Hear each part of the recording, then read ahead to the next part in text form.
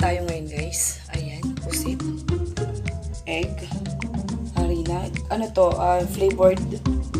Yung ginamit kong harina is yung parang yung garlic flavored na pang crispy fry.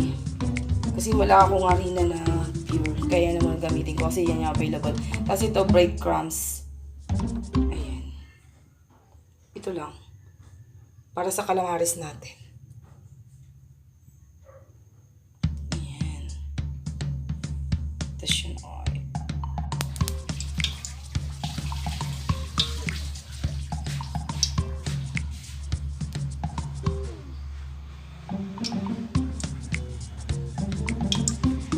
Use oil po to. Ito yung mga pinagprituhan ko ng pork na oil.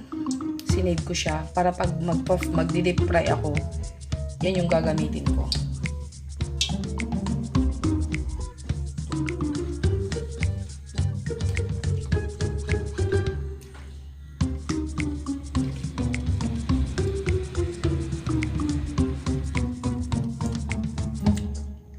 Malinis po yung kamay ko, nagkukas ako. Disclaimer. Bago magluto, kailangan malinis yung kamay. Pagkatapos mag-prepare, kailangan hugasan mabuti yung kamay. Bago magluto, ganyan. Okay.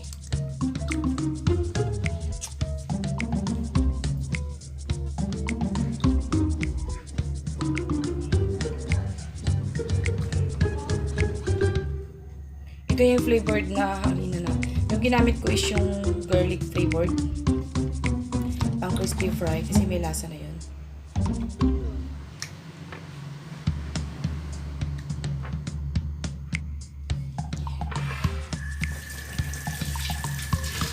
So ito na. Lagay natin sa pan. Patay muna natin. Ihahalo. Yung iba dinidip, pero ito yung ganito yung style ko, version ko para tipid. Tipid sa harina. Ayan. Minimix.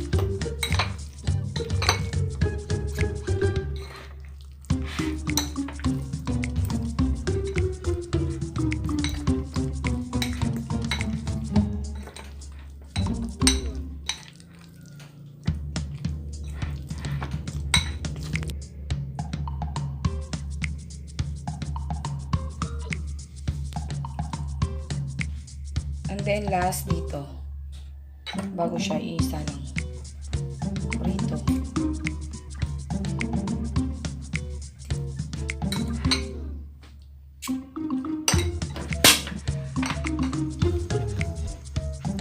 Breadcrumbs po to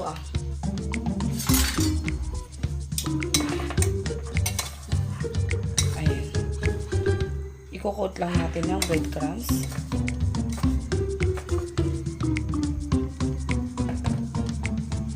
Kamayin ko na lang para mas madali. Mas madali siyang ma-coat.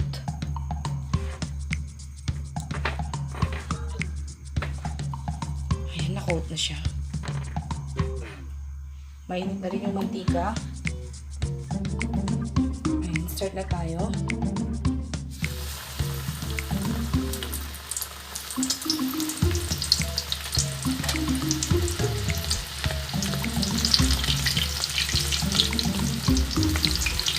Favorite kasi ng mga to pag mga bata, gusto nila to.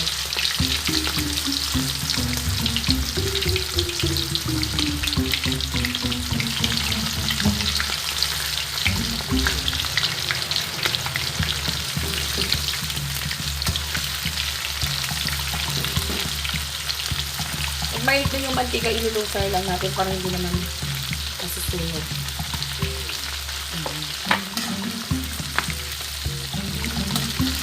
Masarap to sausaw sa suka.